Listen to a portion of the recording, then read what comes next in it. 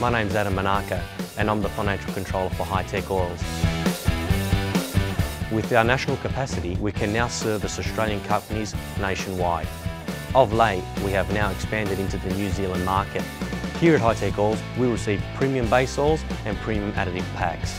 Together, with our highly trained staff, we manufacture over 500 premium quality products. Hi-Tech Oils is Australian made and Australian owned.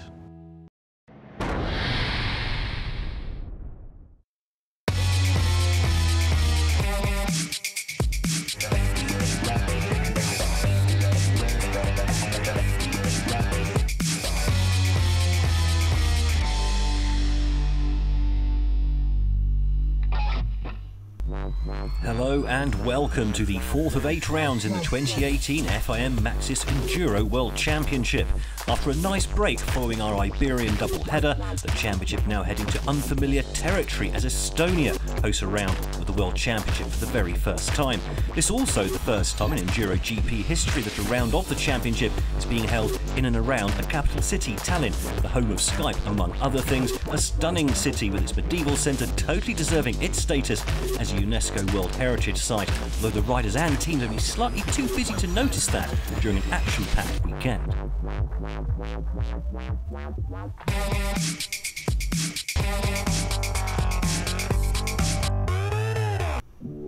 First up, there's been a change to the 2018 calendar, with the shock news that Hawkston Park has pulled out of hosting the British event in September.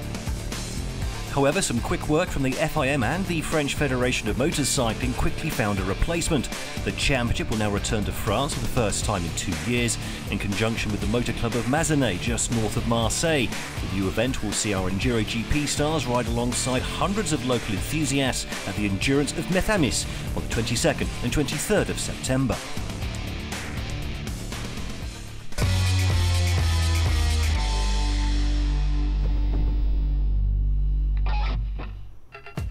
As per usual, the weekend starting on Friday night with a super test set up in the city's largest concert venue, which also doubles up as the paddock for the next few days. The riders drawn into pairs for this twisting 600-metre test of technical trickery, with bonus seconds up for grabs to be applied to the opening day's racing, with 12 seconds going to the test winner, down to a single second for the rider in 9th place. Alex Salvini won the previous 2 super tests, but could only manage 15th here, just ahead of Loic Lario, while Ira Remes was only 9th. Well, Bradley Freeman has been enjoying these tests thus far this season and was delighted with 3rd in Estonia and his 8-second beta bonus. Daniel McCanny was not at his best recently, but did manage to gas his way to 2nd place, good enough for 10 seconds. There was a shock as Thomas Olderati took the win, the 2008 Junior World Champion, getting faster with each round after a sluggish start to the season for Honda. He takes 12 seconds into Saturday's race. There were 5 Brits in the top 8 in the end, while Denny Philipperts made a rare visit to the top 10 with a 7th placed finish.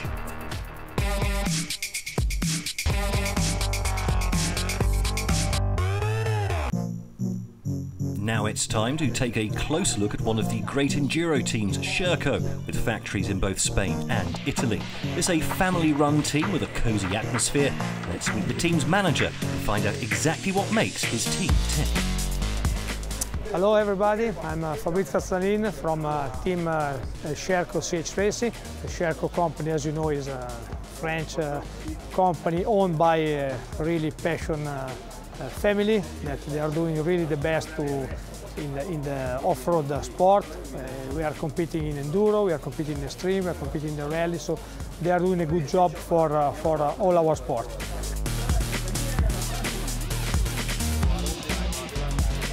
We have the bike for Matthew Phillips, that is our top rider. Okay, of course, he's a world champion in 2016, 2 times with the Sherco, and he's ready for the fight of tomorrow. His bike is a 300 4-stroke, that is his bike that he uses normally. For this race we make some modification, okay, just try to be as competitive as possible for this race. The young French rider is Théo Espinas, that He's doing a good championship at the beginning, some good races, some little mistakes, some troubles, but he has a good speed. We believe that he can be a good spot for the future for Sherco. And we have another guy that is Dan Mander from England. So we start this season, unfortunately not so good for him because we had some flooding trouble. In the first race he was under the water, so we had some trouble, but okay. Jack Edmondson, so he started this year with some good result. He's racing also in England, something good, something not so good. He's young, still have to learn. His dad can help him a little bit with his skills.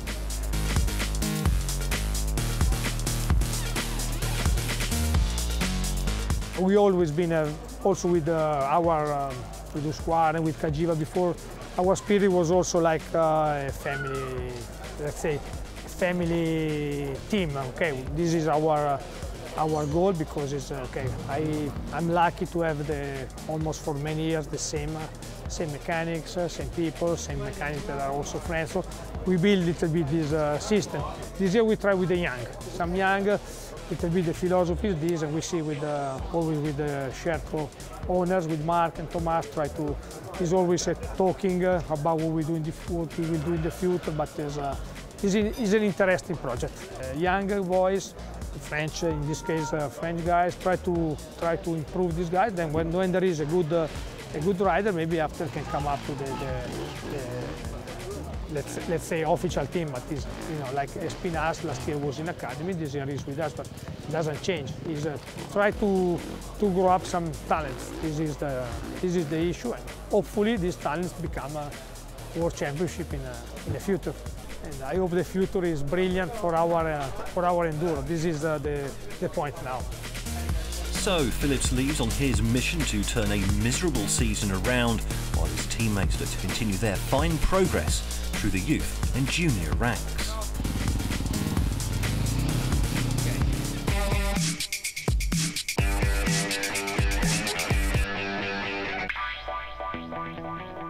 With the excitement of Friday night now behind them, the bikes and riders converged on the start point bright and early on Saturday morning, with 2 days of high-octane action ahead of them.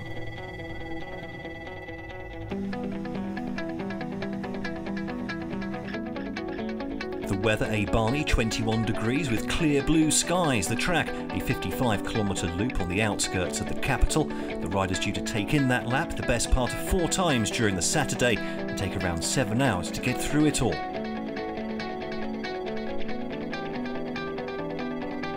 Each lap comprising of 3 tests and transfers, starting with a 2-kilometre extreme test expected to take between 3 and 4 minutes. From there, the riders transfer to the cross test, a dusty and bumpy 5-kilometre challenge taking between 5 and 6 minutes. Then it's off into the stunning local scenery for a superb-looking enduro section, which could take the riders anything between 10 and 12 minutes to master. Christophe Charlier not enjoying day 1 in Tallinn, the Frenchman crashing heavily in the opening enduro test of the day, damaging his left shoulder and losing nearly 2 minutes on the leaders, ending the day 15th overall and a lowly 7th in E2 after another tumble on the final special. Compatriot Christophe Nambertin also far from his best, the 2-time former E3 world champion, full of praise for his gas team and bike, but described his own performance as being absent as he finished 14th in EnduroGP and 4th in E3. He'll expect better on the second day. Fair to say, 2016 E2 champion Matthew Phillips has had a stinker of a start to the season, and the Australian faring no better in Estonia either, finishing over 3 minutes off the pace in 12th for Sherco and only 5th in his E2 class, and without a podium since a frigid second day in Finland. With David Garneri still recovering from a nasty back injury sustained on the opening day in Portugal, on the board promising British rider Alex Snow to Estonia instead. The man leading the British Enduro champion impressing too with an 11th place overall, 4th in E1. Meanwhile, there's a great start to the weekend for Anthony Geslam, the 24-year-old in his first season in the senior ranks and showing his potential with 10th overall, his first time in the EnduroGP Top 10. And he also took a spot on the E3 podium for the second time this year in 3rd place. I have a good feeling all the day. I take so much pleasure on the bike. My bike is really good. I have a good feeling on my beta. And I want to thank all the Bueno team too. It's a really nice team with really nice people, and we work all together.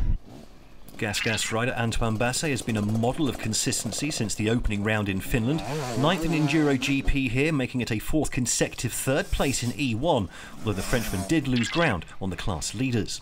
Thomas Aldratti's searing pace in the Super Test didn't quite carry into the Saturday. However, the Italian delighted with 8th place overall, although he missed out on the first E2 podium of the year by 15 seconds. Loic Lario's season has not been up to the Frenchman's own high standards, thanks in no small part to ongoing wrist problems preventing the Frenchman from taking on a full training and development programme in between events. Up to 5th place at one point, but ending up 7th and 3rd in E2.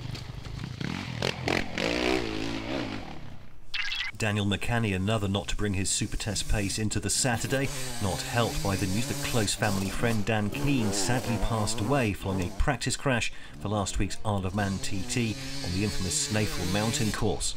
Nevertheless, a solid 6th place for the Gas rider overall, also good enough to take the second step of the podium in E3. Younger brother Jamie has been setting a very high standard in E1 so far in 2018. However, a heavy crash in the day's first cross test cost the 2015 World Junior Champion 40 seconds and a mangled wrist, which he then carried for the rest of the weekend. However, the Briton gamely fought on for a solid 5th place overall for Yamaha and 2nd in E1. Alex Salvini very much the man of the moment, the Husqvarna rider winning 3 of the last 4 races, but never really recovering from a disastrous 15th in the Super Test here in Estonia. The Italian showing great pace on Saturday to fight back to 2nd place in his E2 class, but ended up an agonising 0.97 of a second away from the overall podium in 4th and lost his lead in the EnduroGP standings. Steve Holcomb's preparations hamstrung by lack of training due to cracked ribs sustained in Spain. Despite that, the defending champion leading before a crash on the final Enduro test saw him lose over 25 seconds, dropping down to 3rd, although he did prevail in E3. Just made too many mistakes. Wasn't a great test. I crashed twice and just been struggling a little bit with my strength in the last half of the day really. I'm not as prepared as I would have liked to have been, sort of due to my ribs, but yeah, I'm just happy that I have the speed, really. And looking into tomorrow, I've got the speed. It's just I need to sort of limit the mistakes later on in the day. Eero Remes on familiar territory in Estonia, and that showed on the timesheets after an underwhelming performance in Portugal. The 2-time E1 World Champion recovering from a tepid start to post 5 scratch times on the day, making a late charge to win his E2 class and also come 2nd overall, enough to put the TN rider back on top of the EnduroGP standings. Yeah, of course, I try to keep this situation also after tomorrow, and also end of the season, but we have still many races left, so try to keep my best and riding like well every race. However, the day's plaudits firmly belonging to Bradley Freeman, the 21-year-old in his rookie-senior season after taking the junior world title last year and exceeding all expectations. A first E1 win in Portugal, followed by a scorching performance here, taking advantage of a faltering Holcomb to take his maiden EnduroGP win by over 15 seconds. No, the day was incredible. To race with these guys and to beat them is amazing, because 2 years ago these guys are my hero. I looked to these guys, I want to be that guy, and now I'm here. I'm more fast than these guys today. It's incredible. It's a strange feeling right now, but no, I try to enjoy it, and thanks to everyone, because we made a really good job today. It's a shame my family can't be here, but I know they're watching at home, so no, it's incredible. I hope to I'll try again tomorrow. The day's top 3 all winning a lovely themed clock, no doubt to ensure they're not late for their flights home after guzzling through what's left of their victory champagne. So Remes back on top of the EnduroGP standings, while both Salvini and Jamie McCanny lost ground. Holcomb still remains in the hunt to retain his world title.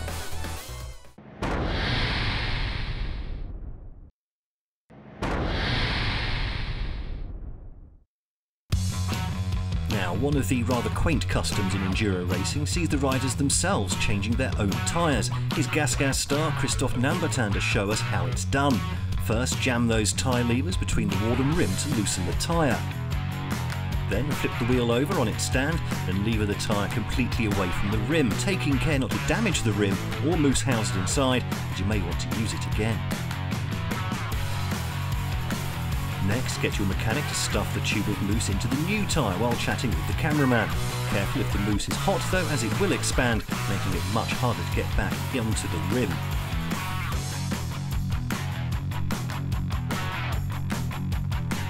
And finally, tease that tyre wall back onto the rim without damaging the wheel itself, as it's not replaceable during a race weekend, and then hand it to your mechanic to put back on the bike. While he's doing that, get on with changing the front wheel too, always making sure the mousse is attached to the gripster. Without it, you'll spin the wheels while going precisely nowhere in cartoon fashion.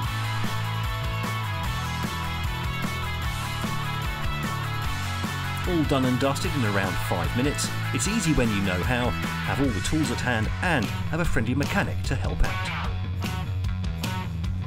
Voilà, fini.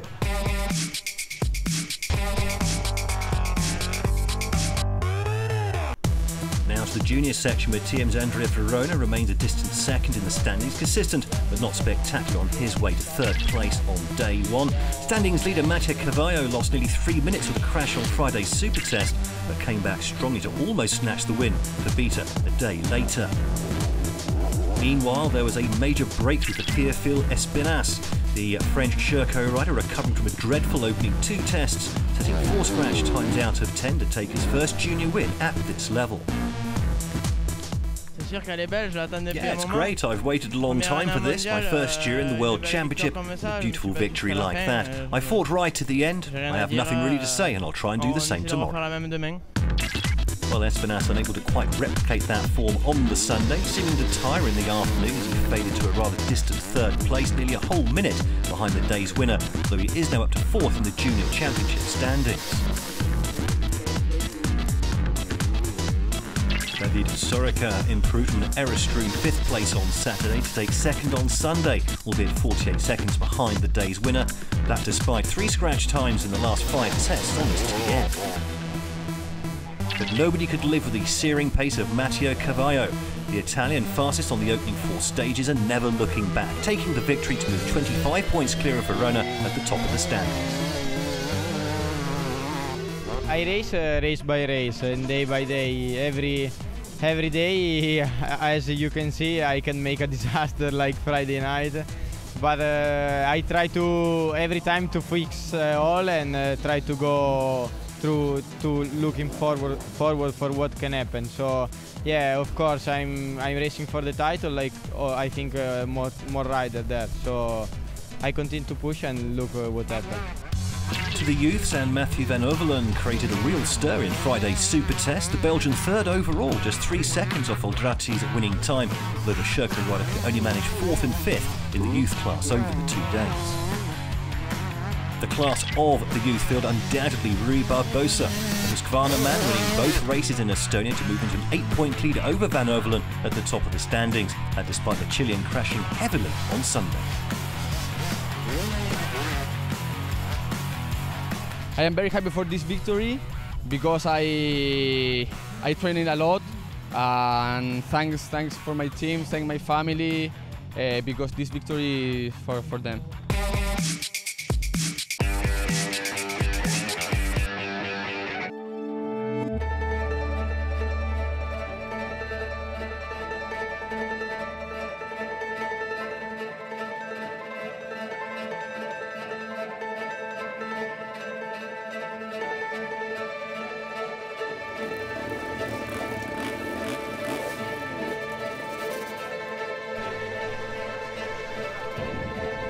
To day 2 then, the weather perfect once again, although the track's starting to rut in places. The riders faced with nearly 4 laps of the track once again. But there was terrible news for Matthew Phillips, the Australian forced to pull out of the race due to a concussion picked up in a spill on Friday night's super test. Remember, he was also concussed in that crash on the final stage in Portugal 4 weeks ago. Yeah, really disappointed to pull out for the first time in my career, not to start the race, but have taken a second concussion this weekend. Just a small crash on Friday night, and spent the night vomiting in the hotel. Just another concussion, only 3 or 4 weeks out from the last one. Gonna sit this one out, have a couple of weeks off the bike again, and you've got to take care of your head, so that's the most important thing. It was also a horror day for championship contender Eero Remes. His lead in the standings lasting just a single day. The Finn forced to pull out of Sunday's race after just 6 tests, while sitting pretty in a strong 4th place, having broken open the crankcase on his TM. This a total disaster for the Finn, losing precious ground to Alex Salvini in the title battles in both EnduroGP and in his E2 class. Alex Snow's weekend was brought to you by lastminute.com. The Briton only swapped motocross for Enduro last year and didn't even have his own Honda race seat in only his 2nd GP, but impressed by adding 13th place to 11th on the opening day. On Tuesday I had the call to come, so really last minute. Also the flight was delayed, so late getting here, a little bit not so much walking, and yeah, it was a difficult event, but I enjoyed it a lot. Big thanks to Red Motor Honda for the opportunity. And for sure it'd be nice to come back and race some more. Anthony Geslan was involved in an all-day battle with Antoine Basset for a place in the top 10, and also with the same man for a podium spot in E1. However, the French beta rider eventually fell just short, 11th in EnduroGP and 4th in E3, enough to confirm his 4th place in the class standings despite not competing in Finland. Basset held off his French compatriot's challenge by just over half a minute. The Gas rider just nudging into 10th overall for a 5th consecutive 3rd place in E1. He's now 3rd in the E1 standings, but 34 points shy of the runaway leaders. With 2 stages left, Thomas Aldrati was 7th and on course for his best result of the season for Honda, but a mistake on the final cross test saw the Italian drop down to 9th, where he eventually finished, enough for 4th in E2 for the 2nd day running. Yamaha's Jamie McCanney's weekend hamstrung by wrist injury picked up early on the first day, with the Manxman not showing his usual turn of pace.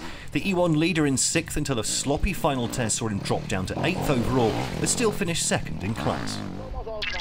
Christophe Charlier was determined to make up for a disastrous Saturday, and after a sluggish start set about doing exactly that. 10th after 2 laps, the French beta rider motored up the standings in the afternoon to finish 7th, although not far from a top 5 spot, and was 3rd in E2, moving into 6th place in the class standings. This a track which Daniel McCanney never seemed to really get to grips with, unhappy with the setup on his gas the entire weekend and lacking confidence to push the limits. The Briton still managed to take 6th place on Sunday, although only 3rd in E3, just 4 seconds away from 2nd. McCanney unable to overhaul his gas teammate Christophe Nambertin down the stretch. The 3-time world champion battling with Loic Lariot all day, but eventually had to make do with 5th place in EnduroGP, 13 seconds behind his French compatriot. Although 2nd in E2 enough to move Nambertin 2 points ahead of Daniel McCanney to 2nd in the E3 standings. Lariot lost time over the first lap of the day, but was on form after that. The Yamaha rider eventually establishing himself in 4th, but by that point too far behind the leading trio to mount a challenge. Still, 4th overall, his best finish since hitting the podium on the opening day in Spain, and 2nd in E2 with the promise of better to come. I tried to change something on my bike before this race, but I think the direction was too much. We tried to find a compromise, and also me, it's better if I try now to make more training, because my wrists stay on the same situation, and I have pain every time, but it's okay. And if I train week after week, I think it's coming a better result for the end of the season. Brad Freeman riding the crest of a wave into Sunday after his maiden EnduroGP victory the previous day. The Briton leading after 5 tests, but unable to hang on under pressure from the vastly more experienced Alex Salvini and Steve Holcomb. 3rd in the end for Freeman, but another victory in E1 now puts the beta rider at the top of those standings. No, today was another great day. Super happy to get the E1 win again. It's a dream come true really to be fighting for the E1 World Championship. It's something that I didn't really expect, and so yeah, myself and the team are just super happy about it.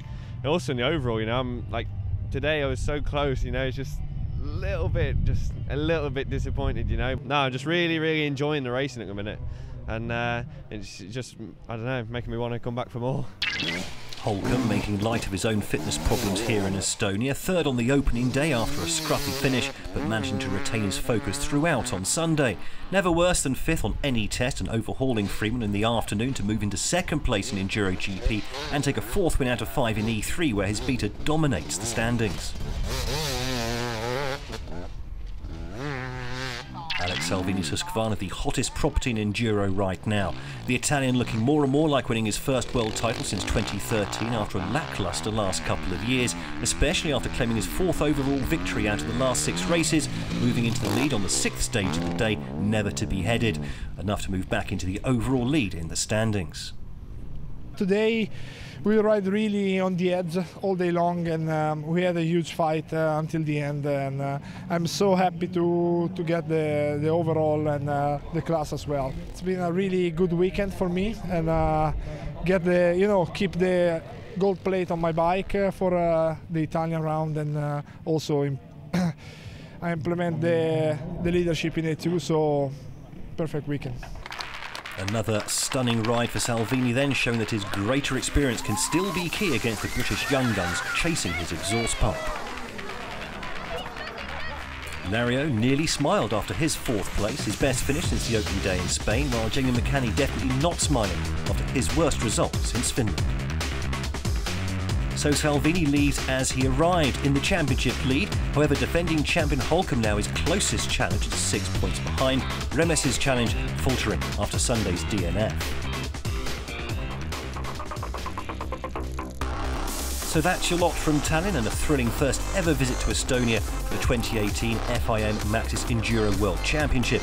Now it's time to rest and recuperate ahead of the 5th round of the season up in Trentino in the north of Italy. The wall awaits, with local hero Alex Salvini hoping to continue his incredible run of form on home turf.